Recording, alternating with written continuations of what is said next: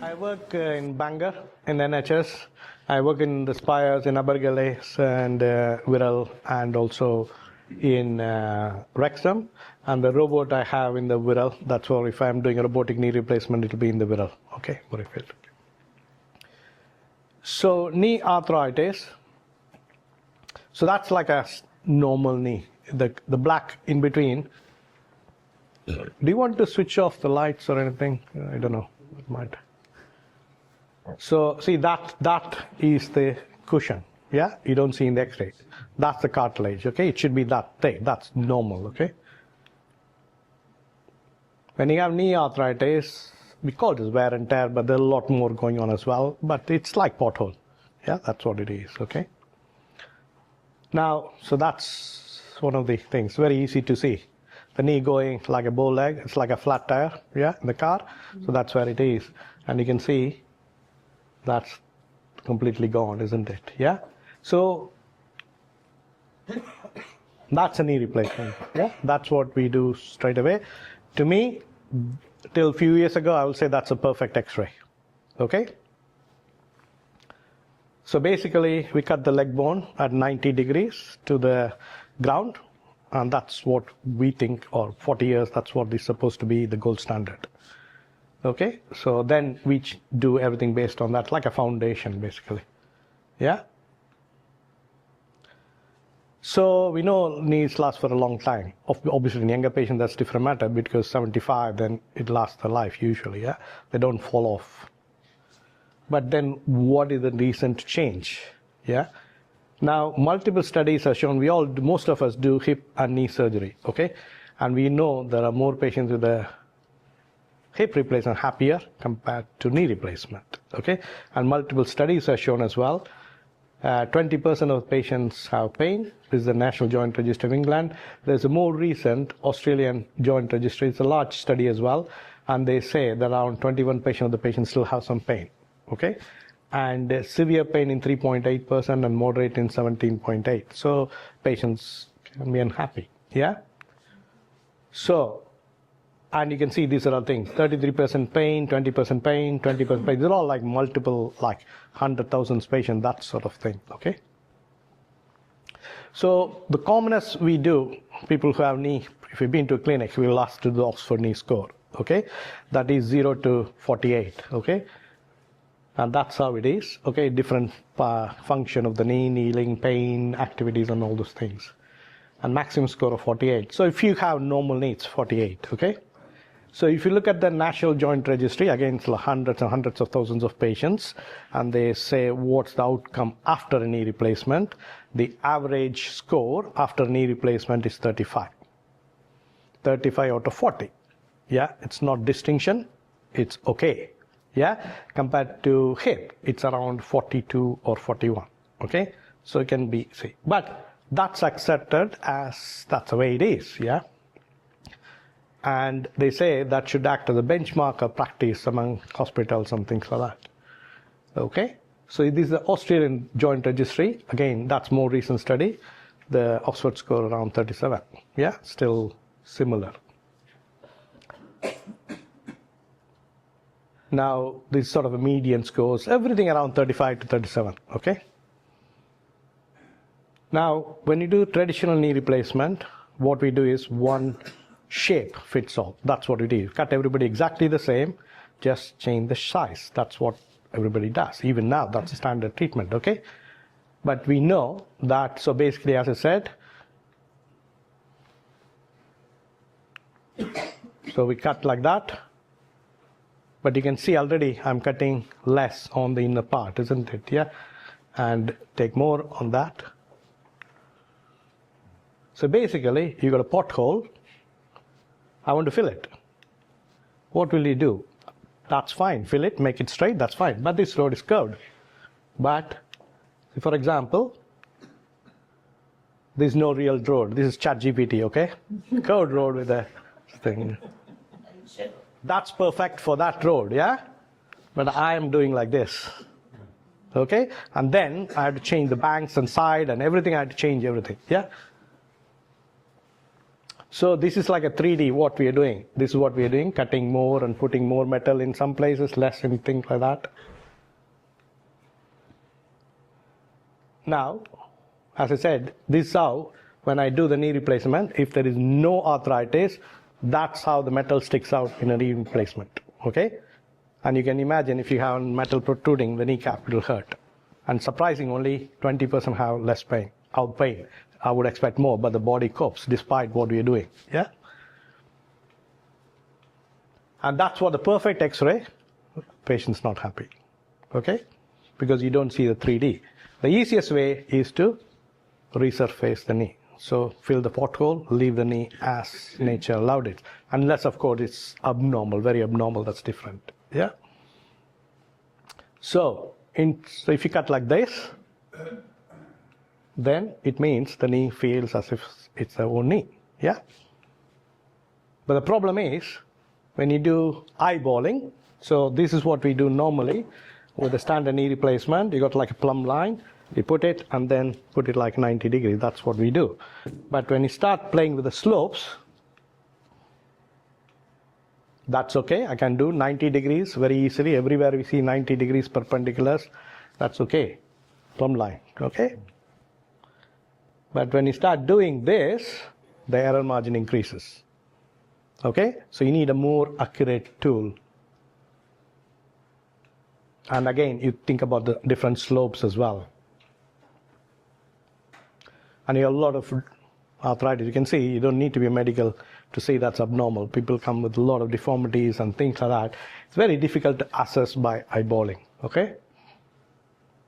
So sort of angulation, you can see that, yeah? That's like that, okay? That's what we're doing with the standard knee replacement. But personalized alignment philosophy is like that. So you can't just use a plumb line. You need something a bit more nuanced, okay? Of course, if you're Michelangelo, you don't need anything. You don't need anything else. You can do it. But most of us, I'm definitely not.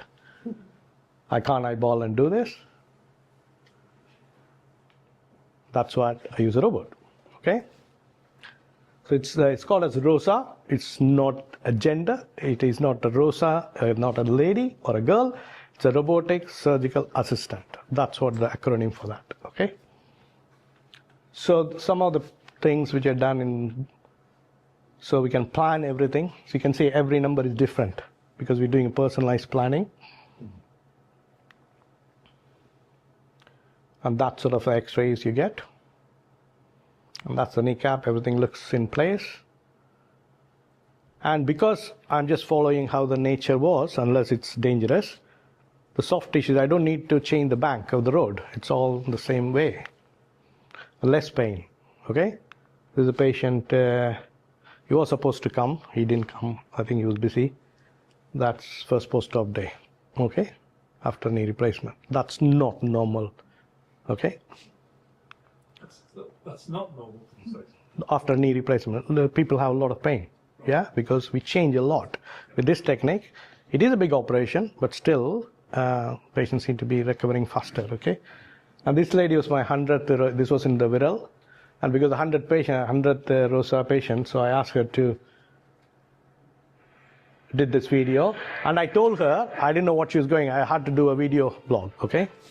That's what she sent to me. Day 8, I know she's recovering fast, but why would you iron 8 days? I don't know, yeah? Walking almost normally at day 9, yeah? I mean, going in the passenger side, that's good, yeah?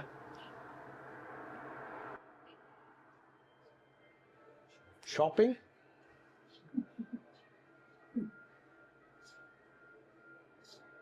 In the traditional method, how long would it take to get to that kind of stage?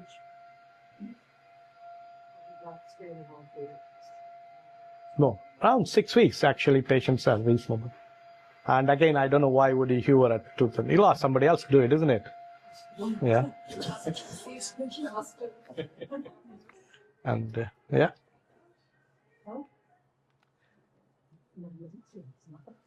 And obviously, because there's less pain in Bangor, I started doing day surgery, patient going home within few hours after surgery. And this patient had the first, came in ITV news. The method using AI and means that many patients can be in and out of hospital in a single day. ITV Wales was given access to see just how the procedure works in lab. It's just a few weeks since retired physician Dr. Florey underwent knee replacement surgery for the study. That's on one side because he still has, you can see the bowing, yes? That's how he was before. Yeah. Grandchildren when they asked him. His knee replacement operation was falsely reported to him. But just as significant. He'll show that in a minute. First-class NHS patients have had a total robotic knee replacement and be in and out of hospital in just a day. What do you think? Well, no. You see, I said, I must get myself out of the surgery. Never when we the patient will go surgery. No, I didn't. No. Even period of time, children in your bed, providing that the practical tool were not in the hospital. Sorry, the audio poor quality, there's a bit of echo in that. Okay, so actually I did like a video compilation of the two knees.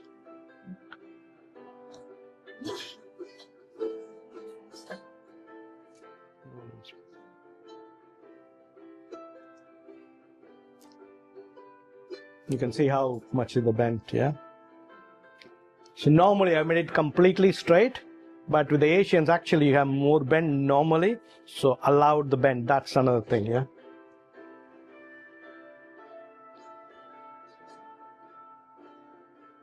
That's 6 hours. He went home after that, yeah? So you can see, it's not straight. It looks straight, but it's not straight, yeah?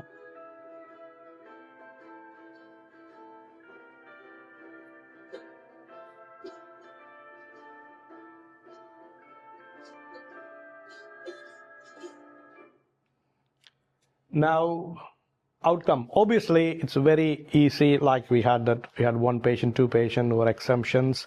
And we can always have anecdotes. Obviously, a lot of patients may be unhappy. We don't show that's possible. But I want to be more scientific. I want to know my results. Like the authors made, I want to see what's happening. I want to be careful and things like that. So, I looked at 50 consecutive patients in the Viral. I think from when I started, from the day first patient in the Viral, for 50 patients, minimum 1 year follow-up. We sent multiple postal questionnaires. My secretary sent it. I wasn't involved at all. So we wanted to do the Oxford knee score and the pain. That's called the visual analog score, 0 to 10, and whether they feel unstable. And there's a very new thing called as forgotten joint score. That's the sort of a holy grail, so that you don't feel. When you go to have a tooth implant, you don't want to feel it. Similarly, that's very poor with a knee replacement. And then the patient satisfaction. Ultimately, patients is the boss, yeah? If they're happy, whatever the scores are, that's the more important thing as well, okay? So this is what we sent, and this is how the questionnaires were there. And we got almost like 44 patients fully completed, and the satisfaction was 47. So it's quite a good number for postal questionnaire, okay? More than 90% or sort of. So if you look at the Oxford knee score in the National Joint Registry, this is sort of like thousands and thousands of patients. You can see that is 0, that's 48. You can see there's a long tail of poor scores. Yeah? Now, that's where the median score is 36. Yeah? If you look at the robotic knee replacement patient, the 50, the number is obviously much small, but there's not many patients at all in the low scores. You can see a lot of skyscrapers, 48, 47, 46. That's not normal after a knee replacement, okay? That's quite surprising. Score 45 score out of 36, even, yeah. So 88, almost 89% were more than the average. And look at the pain score. Only 2 patients had moderate pain. Yeah, most patients had no pain or very little pain. And if you look at the patient satisfaction, that's a moderate pain, as I said. The Australian study, 21% had moderate or severe pain. And you can see there's only like 2 patients had. No patient had severe pain in this study.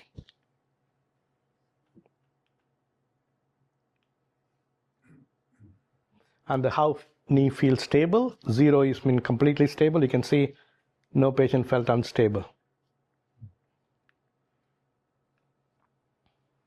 And as I said, the forgotten joint score, 0 to 100, and average is around 65 after knee replacement, but in these patients, 80. It's quite high numbers, yeah.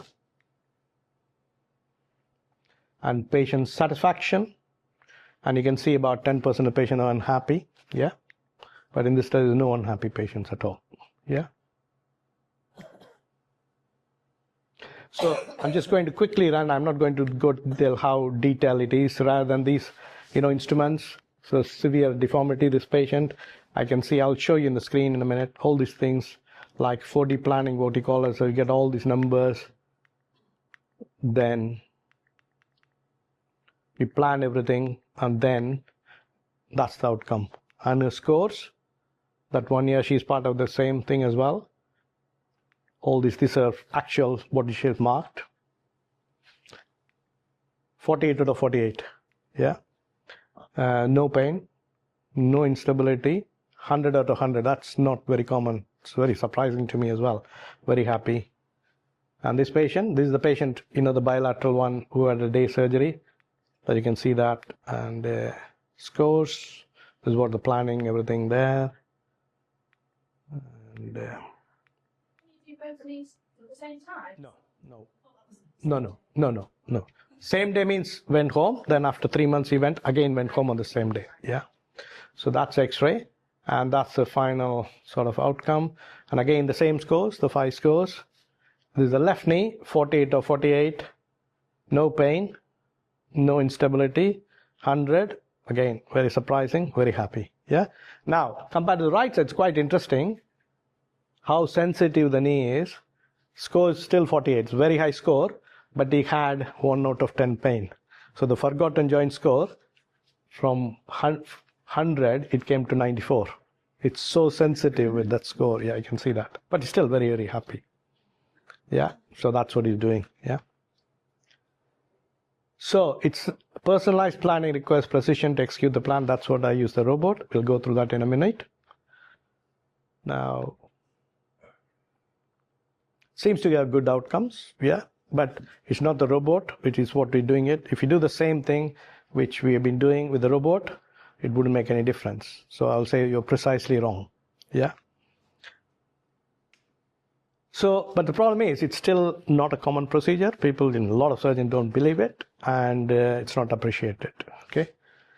But when I look at my feedback from the patient, this is all online available, you can have a look. It's surprising how detailed they put the feedback, and that's the thing, yeah. So we have feedback. We had another patient coming, but he didn't come. I saw him a couple of weeks ago. You had the surgery 7 weeks ago, yeah? Yeah. How long ago? 7 weeks. Yeah. Do you want to come here, or you want to talk about it, or not really? Yeah. That's what I say. He still has his knee, so I know that. So, so he's, yeah. So he's, yeah.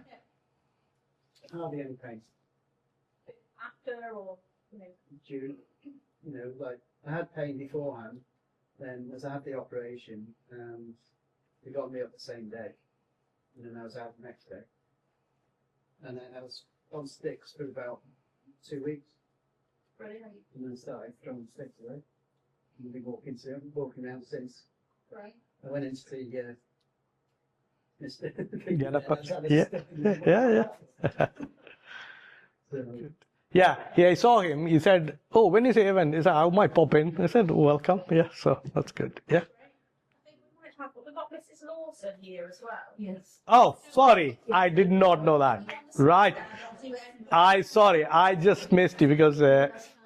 Do you? Well, I'm in my 80s, and I'm almost determined to hobble to the grave, really. But I was getting worse and worse, and my legs were bowed like a cowboy's. I must say, I was persuaded by my husband, who had already 2 knee replacements from me, and I went for it. Amazing recovery. I must say I had pain for a few days, bad, but the amazing recovery. I didn't use sticks or crutches. The physios were amazed by my I found an article that you'd done in a Wirral newspaper, and I put it up on the hospital notice board for the physio to see the effect of the robot. Yeah. So on me, it works so well, and I'm so grateful to you. Thank you. Very, Thank you. very Thank you so much. Yeah. Okay. grateful. So, traditionally orthopedic surgeons, they consider, I'm not a traditional orthopedic surgeon. When I was in South Wales, the orthopedic surgeon, you enter training, you should be like 6 foot and a broken nose because you need to play rugby. That's how it is. I'm sort of one of the exceptions. Anyway, call as brute force and things like that. Okay. Again, that's how it is. Okay. Now we have a robot as well. Okay. So, off to robot now. Okay. Gaj, you want to come?